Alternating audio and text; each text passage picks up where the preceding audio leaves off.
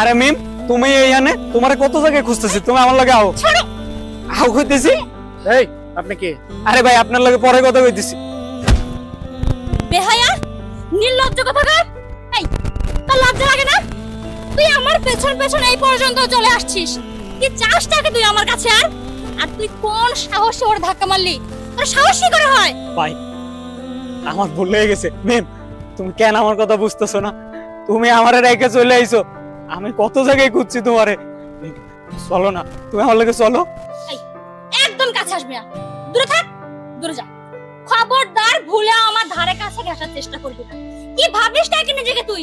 আমাকে কি নিজের বাবাকে সম্পদ পেয়ে গেছিস? যখন যেটা ইচ্ছা তখন তাই বলবি, যখন যা ইচ্ছা তাই করবি। হেই মিম, তুমি কি কইতাছো? কি করছি আমি? যা করার তো তুমি আমার লগে করছো। হেই স্টুপিড, কি করিস নাই কি তুই আমার সাথে? করিসটা নাই কি আমাকে একবার বল যে তোমার সাথে আমি এই কাজটা করি নাই। আর আমি তোর জীবন তেজপাতা করে দিছি। কিভাবে বলবি? বললি কিভাবে এই কথা? তোর জীবন আমি তেজপাতা করিনি, তুই আরো উল্টে আমার জীবনকে একবার ছাই বানাই ফেলছিস।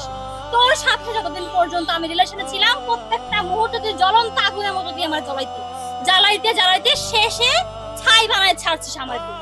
মিম, তুমি আমার আর কিছু কইও না, তুমি আমারে মাফ করে দাও। আমি যা ভুল করছি, অনেক সময় অনেক কথা কইছি তোমারে, তুমি এগুলা ভুলে যাও না। তুমি আমার লগে চলো, তোমার আমি নিয়ে যাবো। তোমারে আর জ্বালামো না, তোমারে আর কষ্ট দিব না। তুমি প্লিজ আমারে ক্ষমা করে দাও। ওঠো বলছে, আরে ওঠো। আর কি চাও তুমি আমার থেকে? তুমি আমার জীবনটাকে চূর্ণ বিচূর্ণ করে ফেলছো। এখন আমি তোমাকে ভালো রাখার জন্য আমি তোমার জীবন থেকে সরে আসছি। কেন আমার পিছু নিচ্ছ? প্লিজ, আমি রিকোয়েস্ট করতেছি, তুমি আমাকে আমার মতো একটু ভালো থাকতে দাও। আমি অনেক চেষ্টা করছিলাম আমার ভালো থাকার সঙ্গী তোমাকে বানিয়ে আমার সাথে করে নিয়ে ভালো থাকার জন্য, কিন্তু তুমি সেটা চাওনি। তুমি প্রত্যেকটা দিন নতুন নতুন একটা বাহানা খুঁজে আমার সাথে ঝামেলা করতে, প্রত্যেকটা দিন নতুন নতুন একটা টপিক নিয়ে আমার সাথে খারাপ ভাষায় কথা বলতে। কতবার তুমি তোমার জীবন থেকে আমাকে সরিয়ে দিয়েছো, ব্লক করে দিয়েছো। তারপরেও আমি বেহায়ার মতো বারবার তোমার জীবনে ফিরে গেছি। আমার সাথে না দেখা করতে চেয়েছো, না কথা বলতে চেয়েছো। কত রিকোয়েস্ট করে করে তোমার সাথে আমি কথা বলেছি। বারবার ব্লক করে যাওয়ার পরেও তোমার হাতে পায়ে ধরে তোমাকে কতবার বুঝিয়ে আমি তোমাকে আনব্লক করিয়েছি। আমি মানছি আমি ভুল করছি, আমি তোমার কাছে স্বীকার করতেছি তো আমার ভুল হয়েছে। আমি নানান ঝামেলায় অনেক সময় অনেক কথা বইলা ফেলছি তোমারে। তুমি প্লিজ আমারে ক্ষমা করে দাও, আমি পারতাছি না তোমারে ছাড়া। শোনো, বাঙালিয়ান ভাষায় বাঙালিরা একটা কথা বলে, প্রবাদ বাক্য হিসেবে। কথাটা তুমি জানো? দাঁত থাকতে দাঁতের মর্ম বুঝে না। তুমি নিজেই ভেবে দেখো, আমি যখন তোমার জীবনে পড়েছিলাম, তুমি আমার সাথে কি না কি করেছো, কি না কি বলেছো।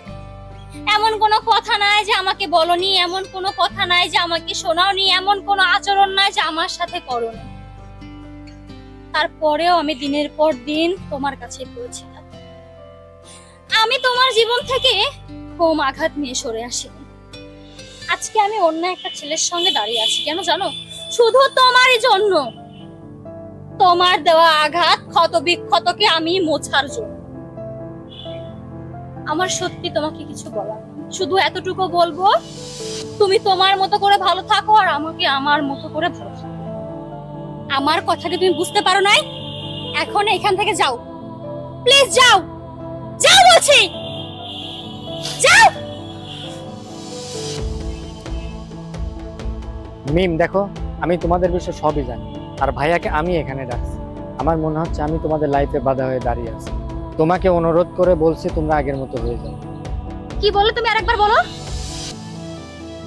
তুমি ওকে চিনো আর তুমি ওকে এখানে ডেকে নিয়ে আসছো? ও আচ্ছা, আমার যেটা বোঝা না আমি বুঝে গেছি। তোমরা দুজনেই কালপ্রিট। তুমিও একটা রাবিশ, ও একটা রাবিশ। আমি এইবার বুঝতে পারছি। আর তোমাকে বলছি, তুমি আমার লাইফে ইন্টারফেয়ার করতে চাও না, তুমি আমার লাইফে থাকতে চাও না, সেটা তুমি আমাকে ক্লিয়ার করে বললেই পারতে, আমি তোমার লাইফ থেকে চলে যেতাম। তুমি আমাকে তোমার লাইফ থেকে সরানোর জন্য আমার অতীত কেটে নিয়ে এসেছো। তোমার সাহস হলো কিভাবে? আমি তোমার লাইফে যাওয়ার সময় তোমাকে বারবার করে বলেছিলাম, আর যাই হোক তুমি আমার অতীতকে নিয়ে এসো না কোনো সময়। আর এখন তুমি আমার অতীতকে নিয়ে এসে নিজেকে মহান সাধু পুরুষ প্রমাণ করতে চাচ্ছ। ওর হাতে আমাকে উঠিয়ে দিয়ে নিজেকে বীর পুরুষ প্রমাণ করতে চাচ্ছ। রাবিশ কোথাকার, তোরা দুইজনেই ফ্লট। তোদের কারোর সাথে আমার থাকতে হবে না, কারোকে আমার লাইফে চাই না আমি।